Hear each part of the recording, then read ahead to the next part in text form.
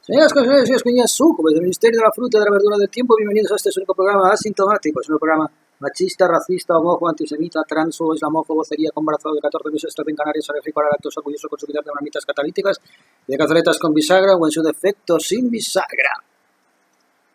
La entropía era un concepto inquietante y hermoso que estaba en el meollo de muchas tribulaciones y penas humanas. La entropía. Todo decaía. Todo, especialmente la vida. El orden era como una roca que hay que empujar cuesta arriba, como el mito de Sísifo. La cocina no se iba a ordenar por sí sola.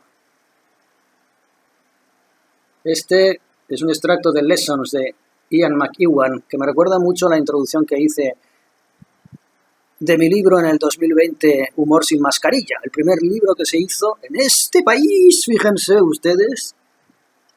Tengo el dudoso honor sobre la pandemia, a base de viñetas, pero en el prólogo, en la apertura, yo hablaba de la entropía, de la aceleración de la entropía. ¿Qué es la entropía? Señoras y señores, leyes termodinámicas que ustedes se las puede comer, se las come o se las deja como las lentejas, puesto que todo conglomerado científico ha perdido absolutamente su credibilidad. Si alguna vez lo tuvo entre personas mínimamente racionales, tiene un conglomerado de leyes llamadas leyes termodinámicas, de las cuales quizás valga solamente la pena destacar dos. Y es porque precisamente tienen su raíz directa con toda la tradición sánscrita, taoísta, hermética y clásica. Parménides, Pitágoras, Platón. Básicamente la primera ley de la termodinámica viene a decir lo que se dijo mucho después, porque generalmente los empiristas anglosajones repiten lo que se dijo herméticamente 3000 años antes y se quedan tan anchos como si fueran los padres de la ciencia occidental. La primera ley de la termodinámica especifica sencillamente que la energía ni se crea, ni se destruye. Por favor, qué espesor. Qué puto espesor. La energía ni se crea ni se destruye, solo se transforma. Y la segunda ley de la termodinámica básicamente es la entropía. ¿A qué hace referencia la primera? La primera hace referencia a que absolutamente no existe ningún desequilibrio en términos energéticos de diferente tipo que den como cómputo un desequilibrio en la energía total, global del universo.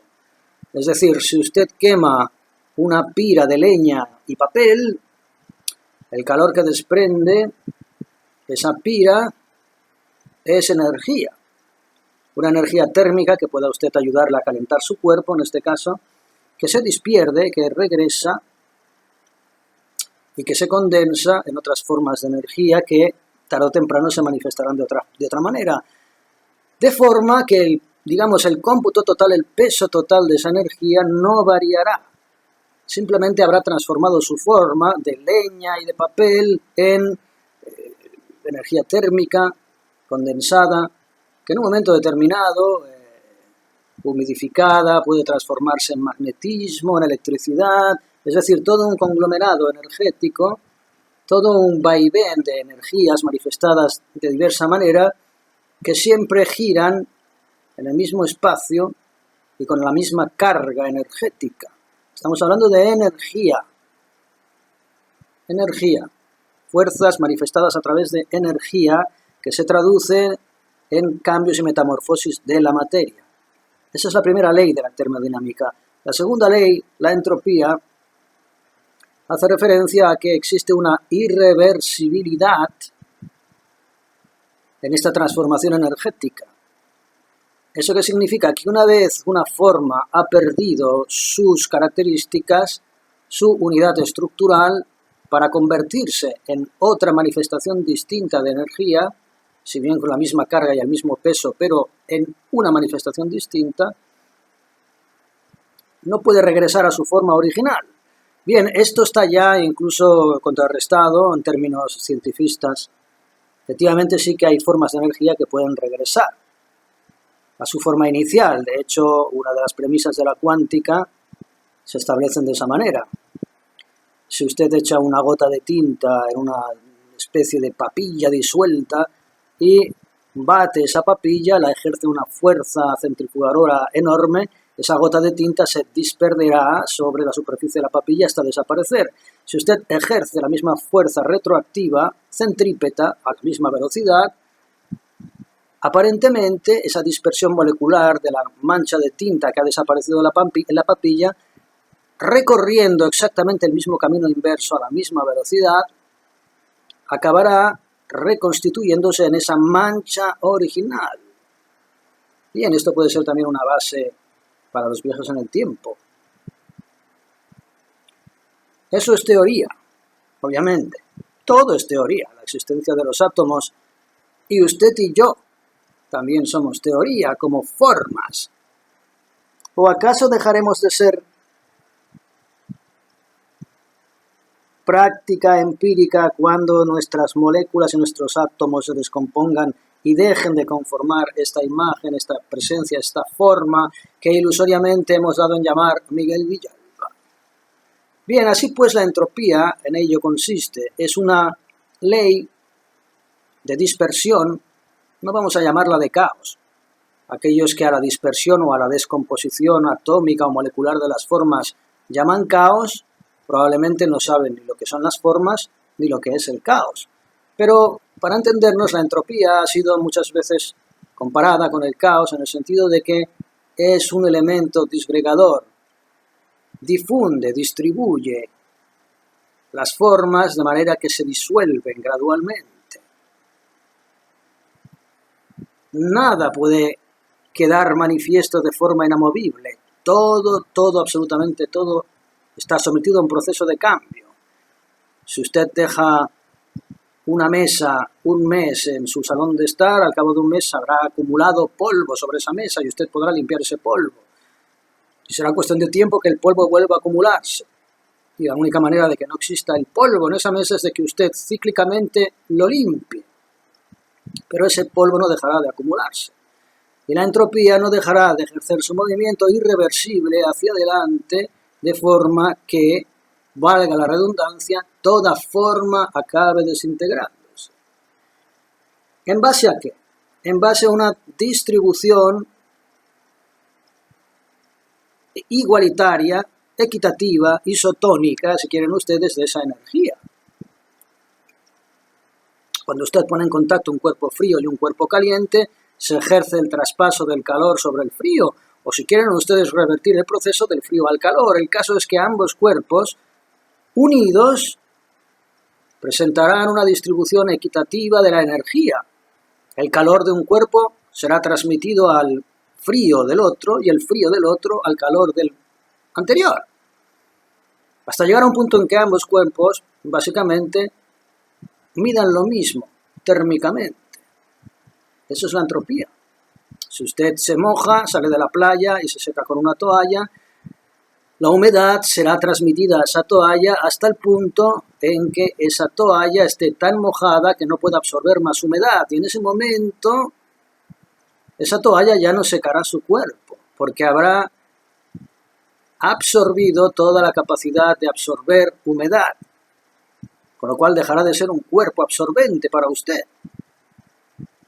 Y usted dejará de usufruir del secado de esa superficie no húmeda en el momento en el que haya traspasado la suficiente carga de humedad como para que esté totalmente empapada y ya no tenga ninguna superficie con capacidad de absorción. Eso es la entropía, señoras y señores. Un orden de equilibrio energético. Y poco misterio más. Poco misterio más en referencia a la entropía, que tanto miedo suele dar. Es como asustarse por ver las hojas caer en otoño. ¿No sería más terrorífico verlas levantarse y adherirse a las ramas? Cuestión de costumbre. Si usted estuviera acostumbrado a esa escena retroactiva, pues seguramente verlas caer en otoño le parecería algo aberrante y espantoso. Pero nosotros estamos acostumbrados, según la ley de la gravedad, a ver los cuerpos caer de arriba abajo y no de abajo arriba. Aunque efectivamente, más allá de cómo nosotros hemos interpretado el funcionamiento mecánico de la energía, no debería ser imposible que los cuerpos cayeran hacia arriba. Y así, señoras con señores, el secreto es esa energía en un mundo mecánico, en un mundo material. Pero lo que perdemos de vista, y lo que pierden de vista los científicos, es que no toda realidad tiene por qué ser necesariamente energética, en términos de velocidad, de fuerza, de magnetismo, de electricidad, de luz, de fotones, de pensamiento, que es una forma de energía. Nosotros estamos exclusivamente entrenados a entender la realidad en términos energéticos porque somos materia, en parte somos materia, y hemos identificado nuestra existencia con la materia, de forma en que no podemos imaginar una realidad más allá de la materia. Pero existen fuerzas que no son de orden energético, que no funcionan combustionando materia prima, que no funcionan en base a reflejos luminosos de luz, energías de atracción electromagnética. Hay fuerzas que no son de orden energético y operan. Esas fuerzas que generalmente solemos atribuir a los milagros. Esto va en contra de toda ciencia. Esto va en contra de todo movimiento físico, mecánico. ¿Qué coño está sucediendo aquí? Me he vuelto loco, estoy alucinando, es un milagro. Me pongo de rodillas y rezo. ¿Un milagro para qué? ¿Para quién? ¿Para qué nivel de conciencia? ¿Para qué naturaleza de percepción? Un milagro para una cuerda existencial en la cual solamente existe una mesura, que es la mesura de la energía. Pero no toda fuerza, repito, es energética. Así pues podemos ponernos a hablar de telequinesis, de telepatía, de retrocognición, que a su manera puede ser explicada en términos energéticos también. Y no podemos entender que todas esas respuestas que estamos buscando, es decir, ¿qué coño estoy haciendo aquí? ¿Qué sentido tiene esto? No tienen respuesta energética. Y nosotros investigamos esas cuestiones en base a un sustrato cognitivo que es energético, cuya gasolina es energética, que funciona esperando preguntas y respuestas de carácter energético, planteados de manera energética. Por lo tanto, es como poner a un chino a hablar con un vascuence. Si el vascuence no habla chino y el chino no habla ese galimatías artificial recompuesto, esa lengua muerta que llaman euskera. Es imposible la comunicación, a menos que sea una comunicación no verbal, que en ese caso viniera siendo la metáfora de la comunicación no energética. ¿Qué es el amor, por ejemplo, señoras con señores? ¿Qué es esa sensación de conocer a alguien de toda la vida sin haberle visto nunca? Y no es necesario que entremos a hablar de registros acásicos, de vidas anteriores, de resurrecciones, de reencarnaciones. No, estoy hablando del inmediato impacto espiritual, anímico y espiritual, que ejerce un sentimiento y una emoción más allá de cualquier sustrato energético. Eso es el amor, una fuerza que no es energética, una fuerza universal superior, en el sentido de que no depende de vatios, de varios, de julios, de espines, sino que sencillamente es una fuerza no energética que todo lo envuelve y que es generadora de cualquier tipo de realidad. Es una fuerza que puede llevarse por delante como un tsunami toda su escuálida concepción del mundo, toda su miserable mesura energética del mundo. todo, ancho, alto, largo, gordo, flaco, alto, bajo, azul, amarillo, verde, idiota, inteligente, miserable, cobarde, valiente, todo se lleva por delante aquello que no es energético. Pero aquello que no es energético es algo que no está a nuestro abasto, salvo en esas raras excepciones, esos chisporrotazos de lucidez en que, llamen ustedes intuición, mecánica divina, de pronto ya no existen preguntas ni respuestas porque usted lo entiende todo de forma esencial y no energética. Eso es lo que los místicos llaman iluminación. A eso es a lo que debería aspirar todo ser humano con inquietudes intelectuales, sapienciales. No creo que exista ningún otro tipo de respuesta, teniendo en cuenta que la respuesta es algo que no tiene razón de ser, como la pregunta, en un mundo de formas, de ilusión. Así pues, señoras y señores, sería ideal en términos energéticos que nosotros pudiéramos incluso manipular el propio concepto de energía y no estar sometidos ni a petróleos, ni a centrales eléctricas o nucleares, o máquinas de vapor, o wifis, y mucho menos a inventos que multiplican todavía más la ilusión de la forma, como la inteligencia artificial, que es una capa de cebolla dentro de otra capa de cebolla, dentro de otra capa de cebolla, de distorsión de una realidad que como tal no existe. Es decir, nosotros nos estamos sumiendo cada vez más en el sueño profundo de la ilusión de la materia, en lugar de emerger, en lugar de nadar hacia la superficie, hacia la luz, y emerger y salir de este océano de confusión. Nos estamos hundiendo cada vez más y más en las profundidades del oscuro abismo de la materia ilusoria.